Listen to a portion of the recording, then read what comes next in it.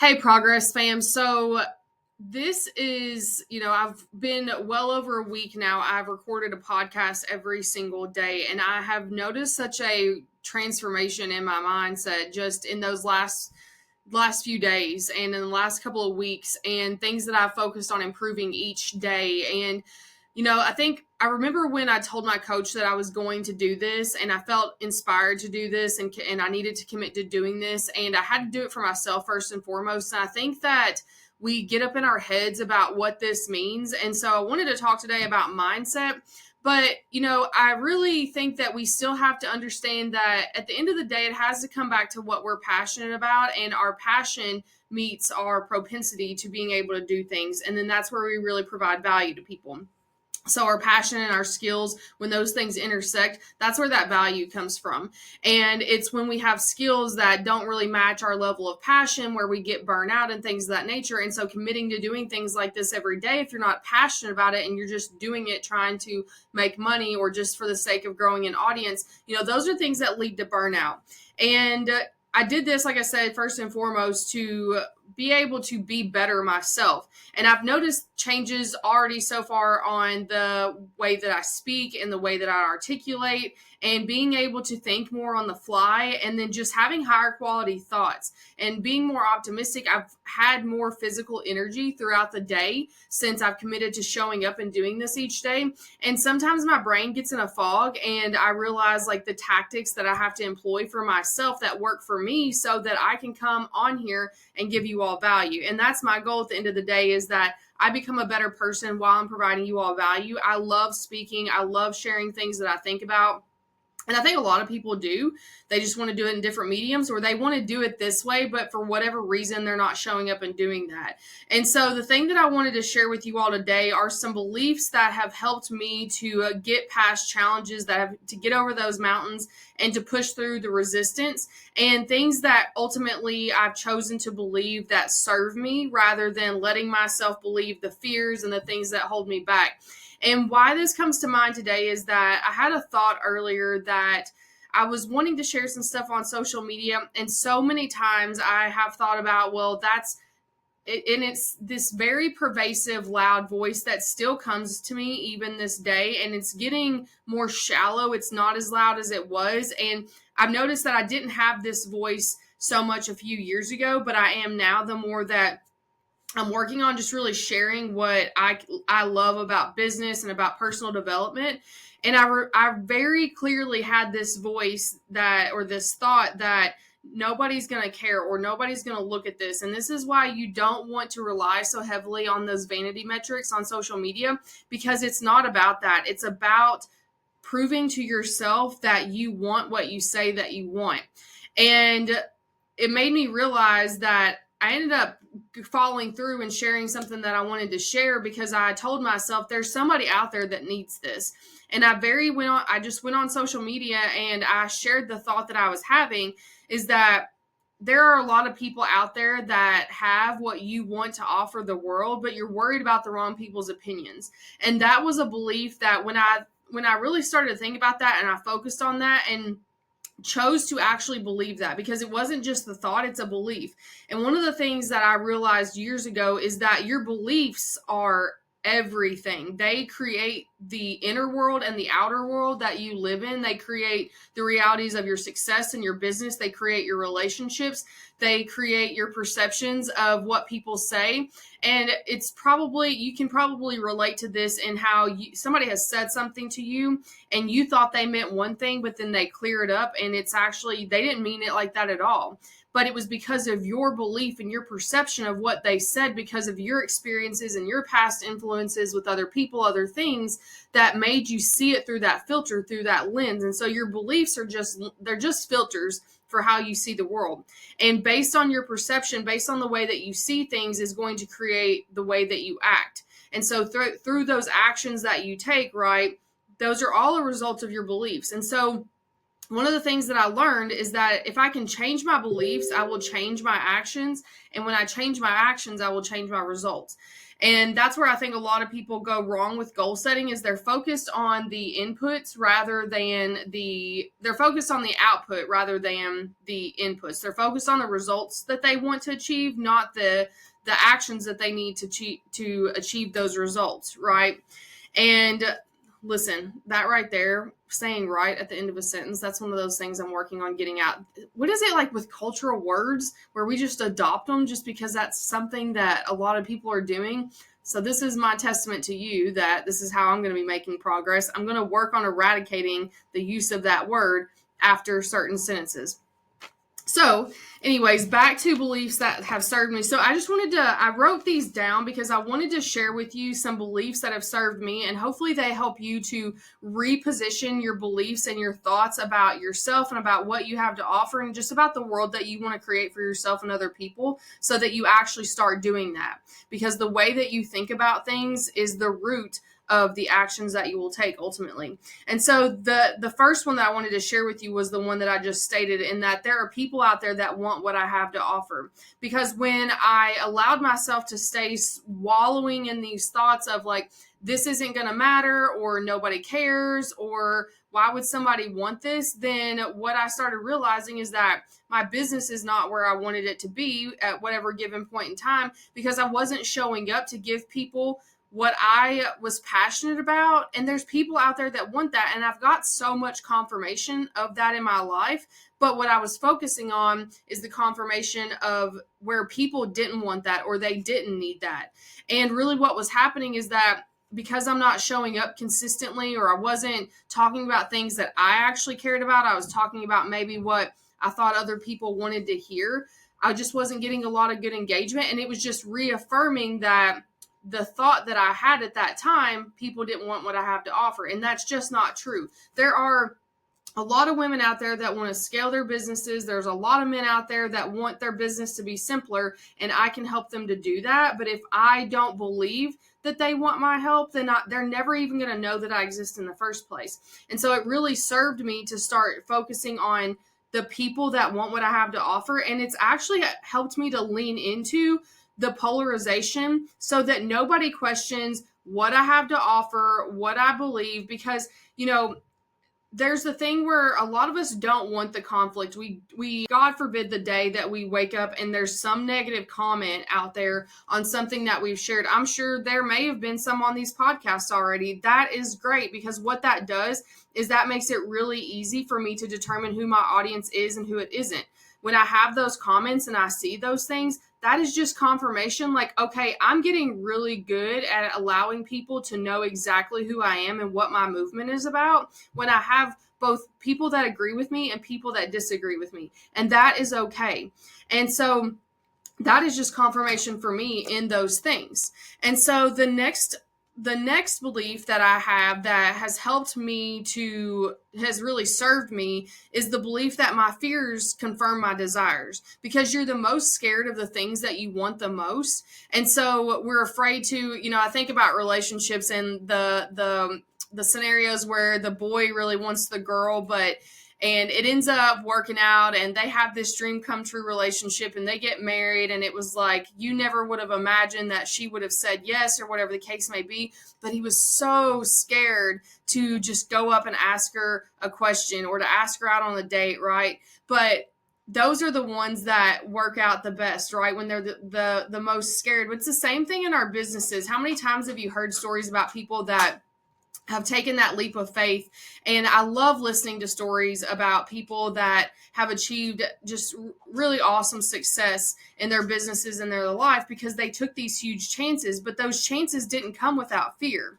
And so it actually helps to simplify my life by understanding that if I'm scared of that, that's an indicator. That's what I need to focus on, which is going to save me a lot of time because I'm not stuck wondering what should I do next. I know because my fears are telling me this is what I should do next. So it actually makes your life a lot simpler. So one of the next thoughts, so hopefully you all know my faith is very important for me. That is my guiding principle. It is the most important thing to me. My husband knows that he's the second on that totem pole, in fact.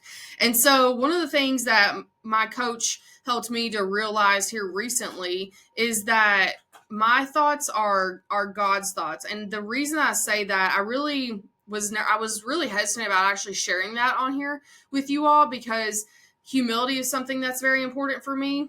But I know that I'm a humble person, and I know that I'm a good person, and I know that human beings were created to create, to procreate, to develop more, to grow things, to nurture them, to plant seeds, to sow, and to reap.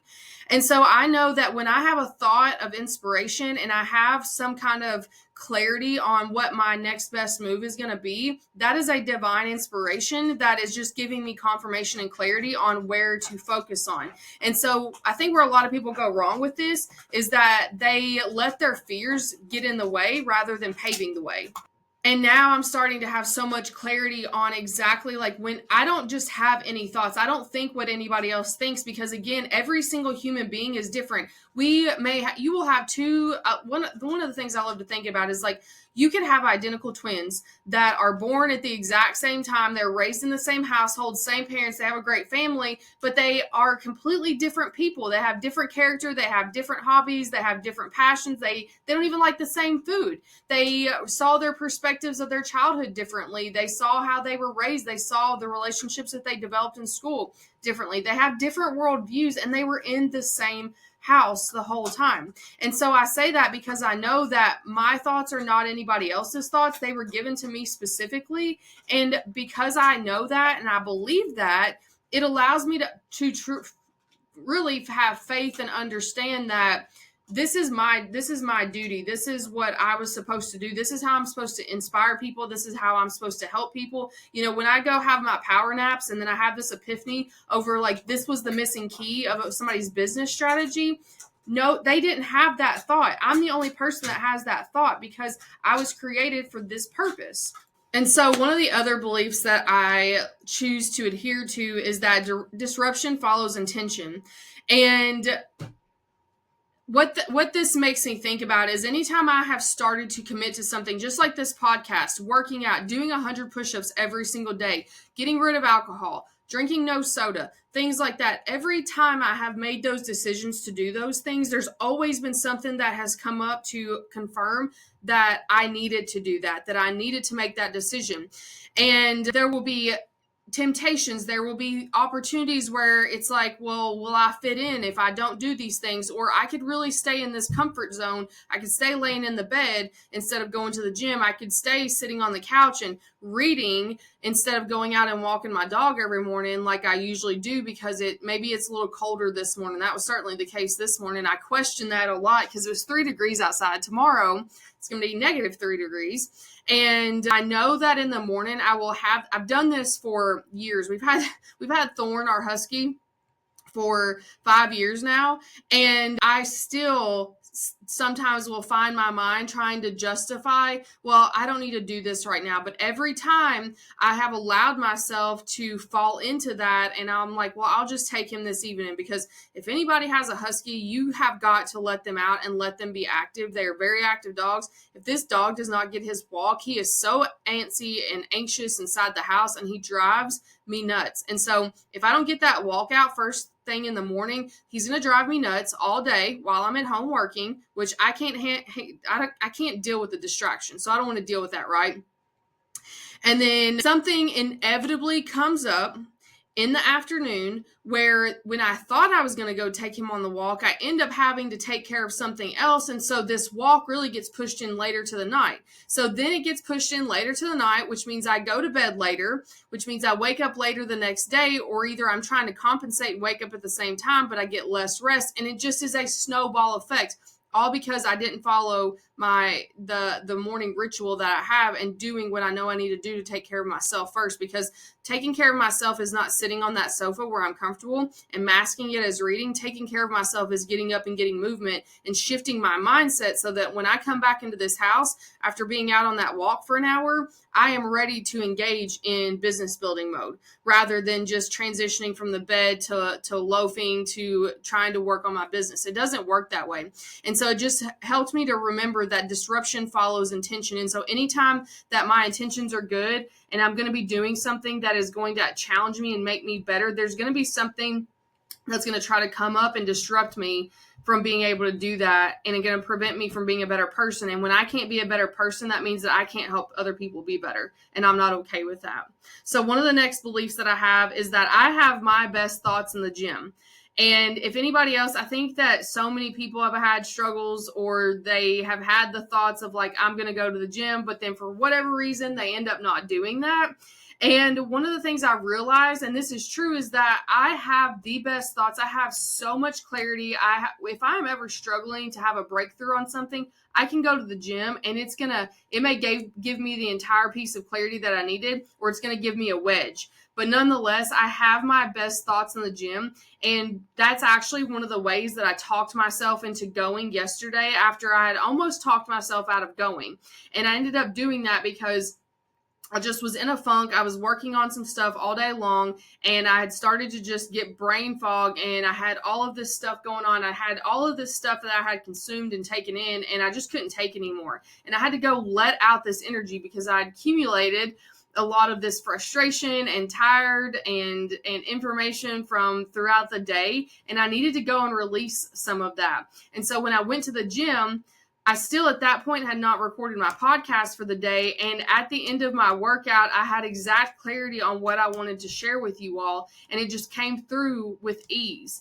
And it just reaffirmed, because I believed that and I followed through that action, it reaffirmed that. And so I was able to go through it and continue with that. And now I woke up today and I feel great about myself because I followed through with what I said I was going to do because of the belief that I chose to believe with that.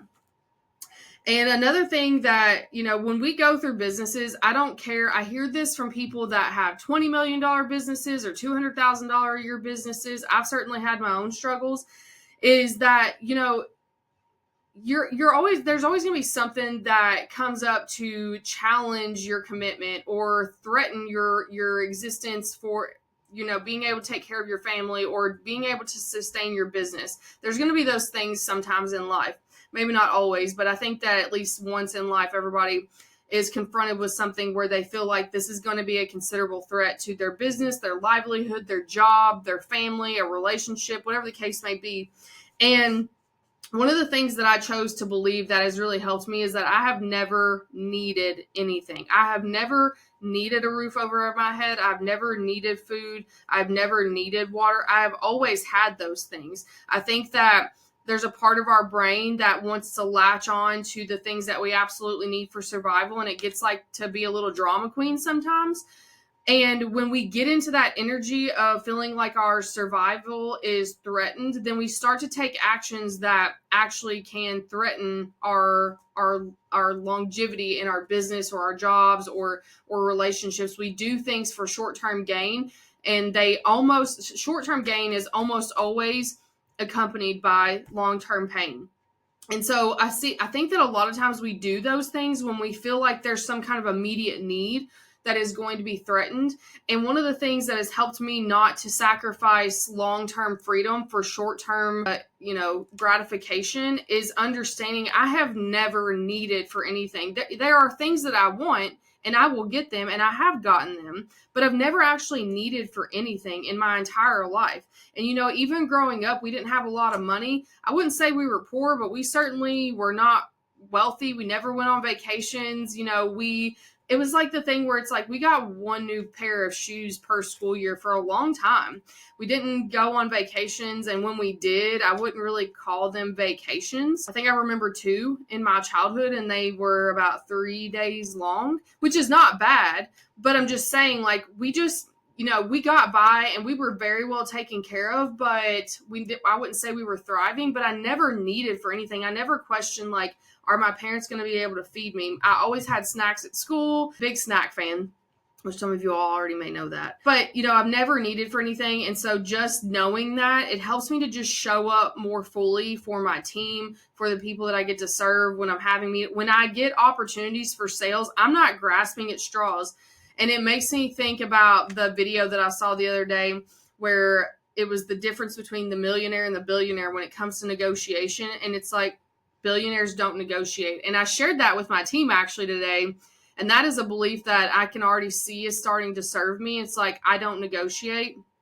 And I'm trying to figure out if there is a time where I actually should, but I shared this with my team, and one of them actually had something really valuable to add to that, and I absolutely loved it. And it's going back to when you choose the person that you are going to be with for the rest of your life, or you hope to be with for the rest of your life, and you marry this person, you don't want to negotiate on the standards that you have for that relationship, because you are in that for the long haul.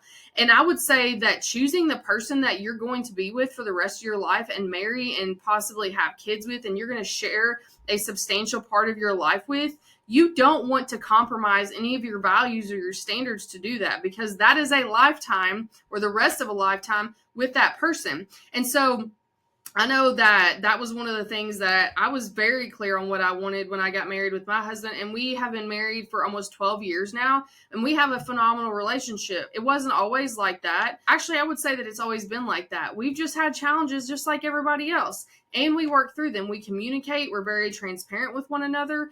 I am very quick to, if I don't agree with something, he knows it. Now, he's not so quick about it, and that's okay. But we don't compromise our standards. And I think that's part of what has made our marriage so strong.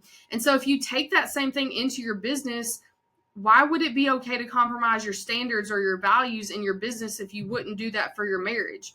And just that one thing in and of itself, and that knowing that what I have to offer people is designed for the people that I want to help. And if it's not a good fit for other people, it doesn't mean that I negotiate or compromise those standards. It just means that it's not for them. And I'm not white knuckling those contracts and those opportunities. If somebody doesn't want to move forward with a contract, I don't need your money.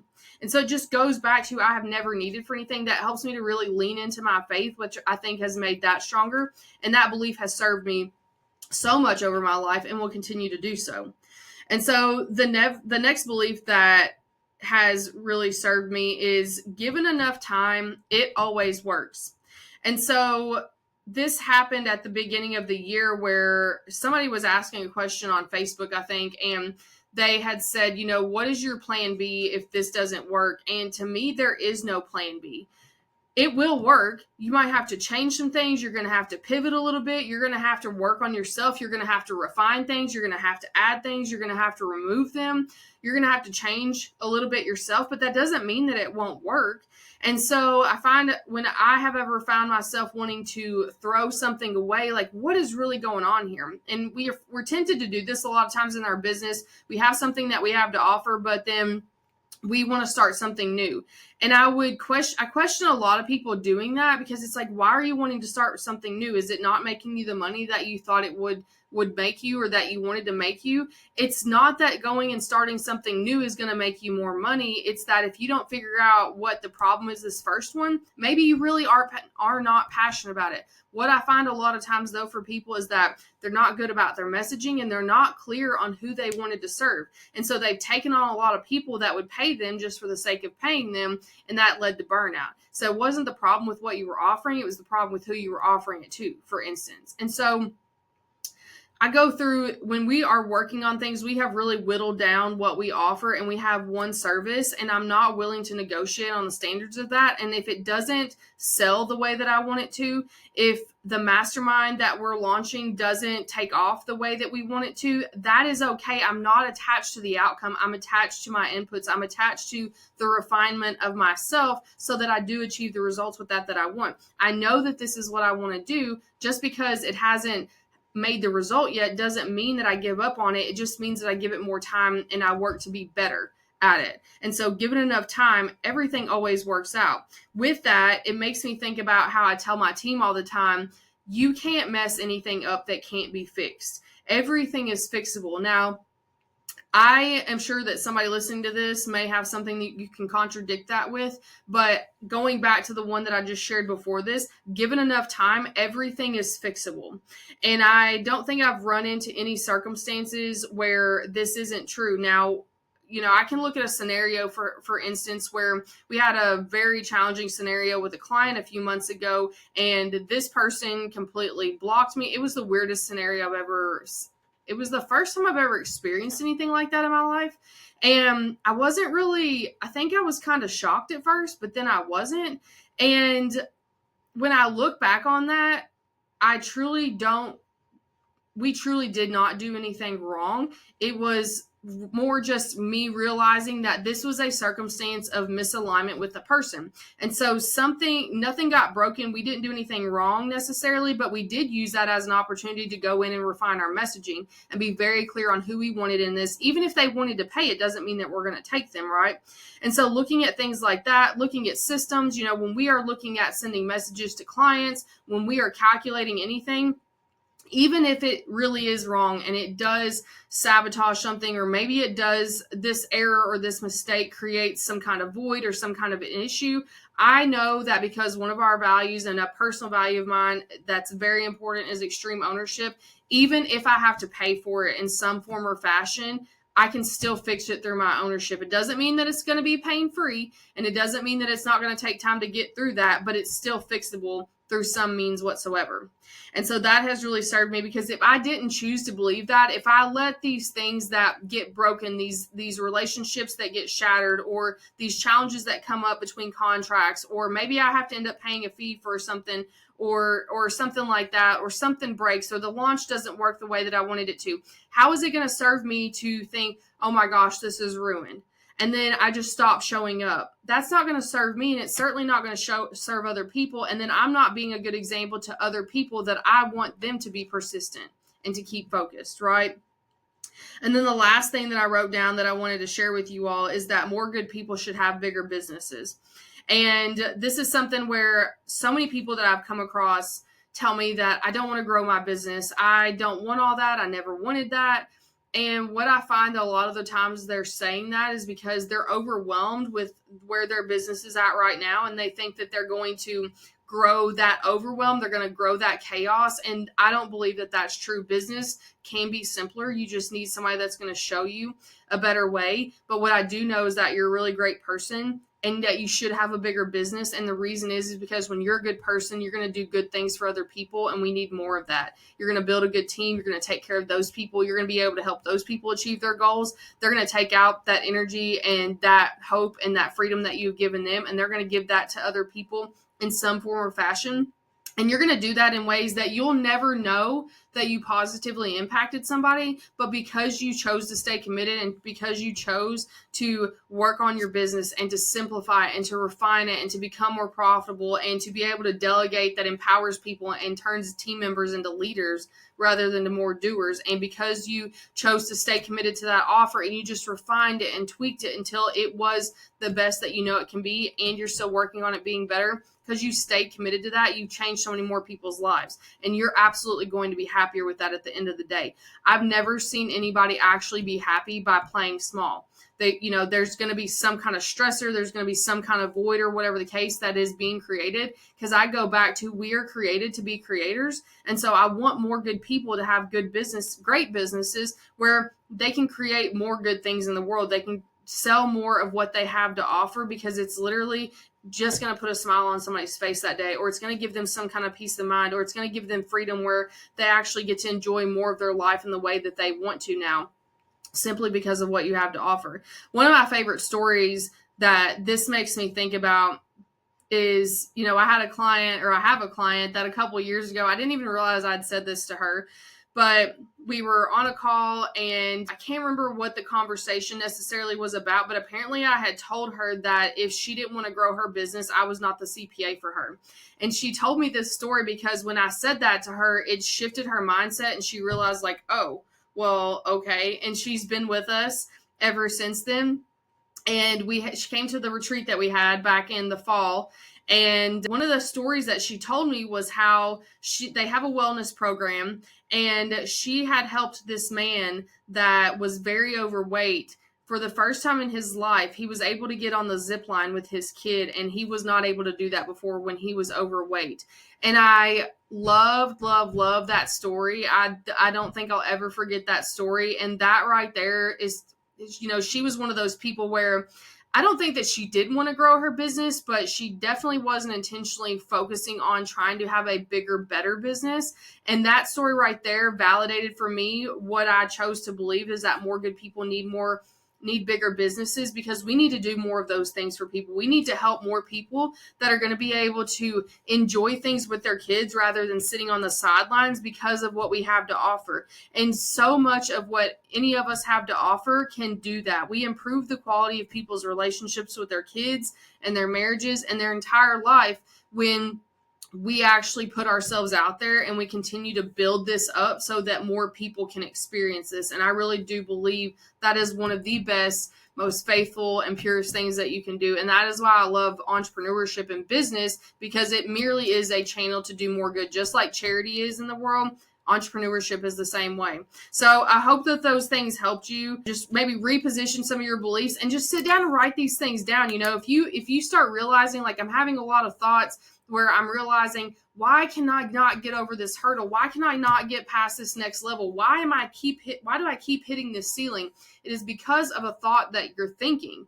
Your mindset is 100% the reason that you are experiencing the landscape and the life that you are. It is absolutely attributable. Everything, it is where everything begins. And so you have to start there. And when you can identify the thoughts that are holding you back, you don't necessarily have to understand why you're having that thought, why you find that you are not great at delegating. You don't need to necessarily focus on why are you not good at asking for help, but what you do need to do is reposition the thoughts that you're having so that it encourages you to be a better leader in your business, if we're using that as an example, right? And so articulate your thoughts. Think about what it is that is holding you back, and how can you change your thoughts to where you show up and you ultimately take action toward what you want, rather than sitting there in the misery of your own fears and lack of belief in being able to get what you want. So other than that, I hope that helped, and I will talk with you all tomorrow. See you, Progress fam. Let's grow.